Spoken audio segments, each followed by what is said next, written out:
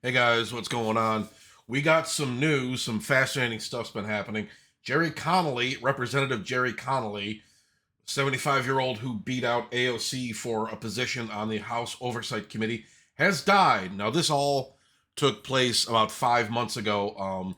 If you guys don't remember this, a lot of people were pissed off about it, and it's not hard to see why, considering the guy's advanced age. But let's catch up a little bit with what's been going on in this YouTube short. Now, where Congressman Gerry Connolly just defeated Representative Alexandria Ocasio-Cortez for a powerful position on the House Oversight Committee.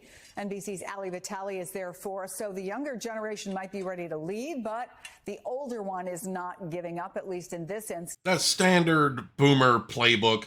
Just hold on to power for as long as you can, past any rational time, past any sense of actually wanting to relinquish power. Just the boomers grasp onto power and don't relinquish it in any way, shape, or form.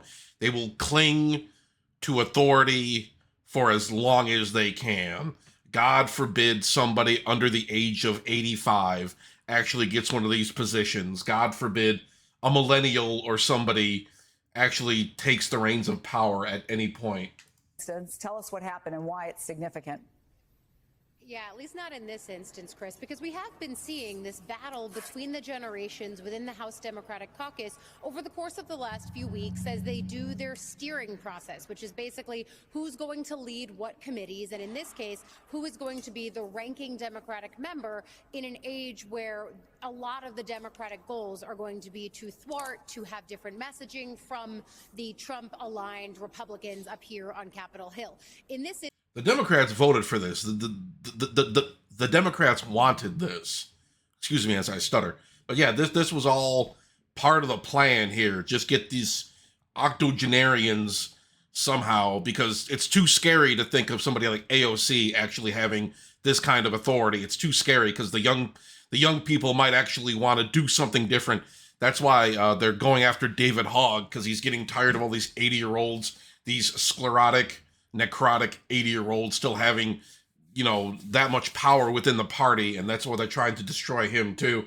And yeah, I'm not the biggest fan of David Hogg, but still, I mean, you're gonna need fresh voices in there at some point. But there's other things been going on.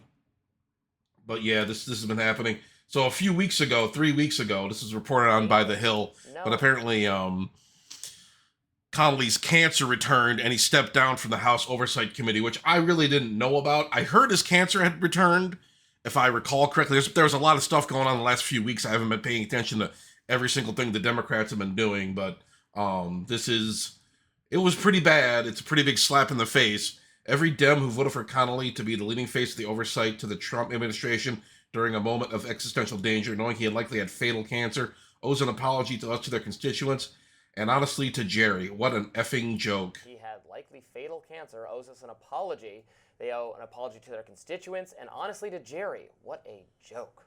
Meanwhile, Congresswoman Jasmine Crockett wrote on X, "Thank you, Gerry Connolly, for your years of leadership on the Oversight Committee and in Congress. You've been a fierce defender of truth and accountability, and it's been an honor to not only serve alongside you, but to learn from you." And she is, I think, a potential person to replace him, as is, I'm seeing a name floated, Representative Ro Khanna. AOC is no longer on that committee, so it might be difficult for her to again seek to lead it, although I suppose it's not impossible. The choice for Gerry Connolly to get that job instead of AOC was, I think, a very clear indication that Democratic leadership doesn't get it. They don't understand. To say the least. They definitely don't get it, yeah. But let's get into the CNN article a little bit here. Democratic Rep. Gerry Connolly of Virginia died on Wednesday morning. According to a statement from his family, he was 75. It is with immense sadness that we share our devoted and loving father, husband, brother, friend, and public servant. Congressman Gerald E. Connolly passed away peacefully at his home this morning, surrounded by family. The statement said last month Connolly announced that he would not seek re-election and would soon step down from his leadership position in the powerful House Oversight Committee. Connolly said that at the time he had esophageal cancer, a diagnosis he shared in November. had returned. When I announced my diagnosis 6 months ago, I promised transparency after grueling treatments.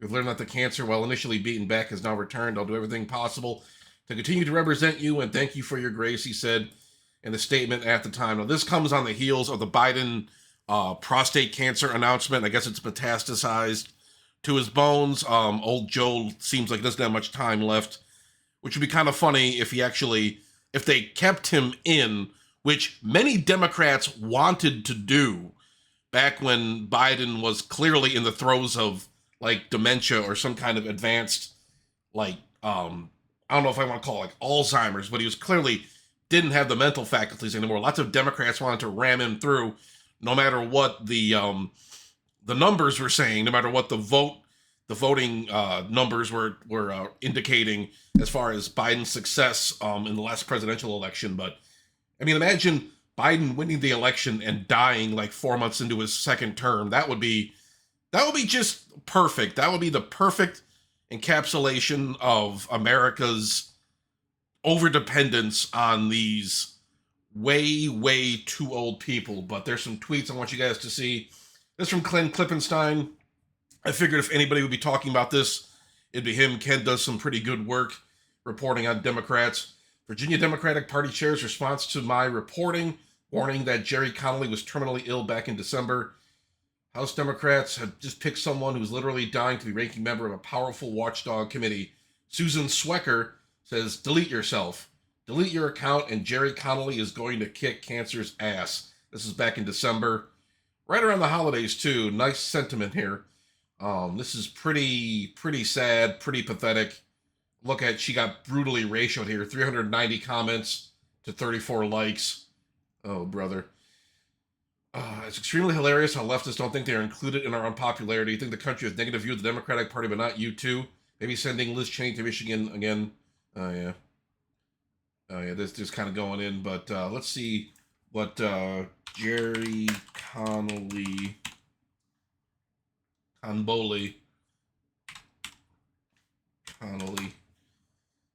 do. Passed away from esophageal cancer, 75, yeah. No, really, not one of this big old spinning rock we call home. Ken Klippenstein. Gerry Connolly is 74 years old. Oh, brother. Yeah. Oh, baby. All right, not too much. He's passed away. Let's see.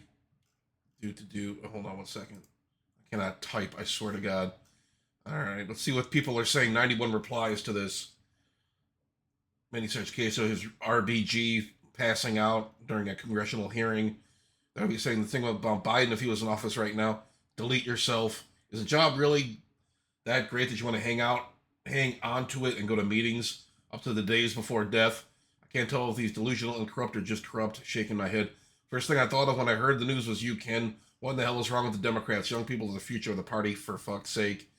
Just as mentally unbalanced as Florida's GOP chair, Evan Power. Oh, brother. It does not look good. It does not look good. This is a massive indictment on the Democrats. I don't want to attack Gerry Connolly. The guy served the country well as he could, despite his illness. Why they appointed him to that position is anybody's guess. I don't know. But like I said before, boomers just don't want to relinquish power. It terrifies them to think what would happen when they don't have like authority over these things running the country, these institutions that oversee the country anymore. And you kind of wonder, like, maybe they're like self-aware enough to kind of understand if they don't relinquish power, people are going to like destroy them. It'll be like Night of the Pillow or something. But yeah, it looks really bad. It looks really bad. And it's sad news. I don't like seeing, it's sad to see somebody die, of course, but you know, it's the most obvious thing ever. You know, people saw this coming from a mile away. So it's just like all these old fucks are dying or they're passing out at these events or meetings or hearings or whatnot. All these old people, all these 70-year-olds with like chronic health issues. What are we even doing here? How are we gonna fight back a supercharged right-wing party with grandmas and grandpas dying of cancer left and right? So whatever. That's all I got for you guys for right now. Hopefully the Democrats can appoint somebody in there. I'm not too sure about Jasmine Crockett or Ro Khanna. I have my issues with both of them, but whatever. We'll see what happens in the next few weeks as they appoint someone new to the Oversight Committee. The Oversight Committee overseeing the Trump administration. And, you know, it's just, does anybody take this shit seriously? I mean, the only people I really see talking about this are some journalists and some other guys, some like podcast guys talking about this. Everybody on Capitol Hill, all these other reps don't seem to give a shit, but whatever. That's all I got for you guys for right now. If you want to, what you could do is like, comment, and subscribe. I'd appreciate that. You can visit my Cash App link in the description if you want to give me some money. I'd appreciate that, and I will talk to you guys later.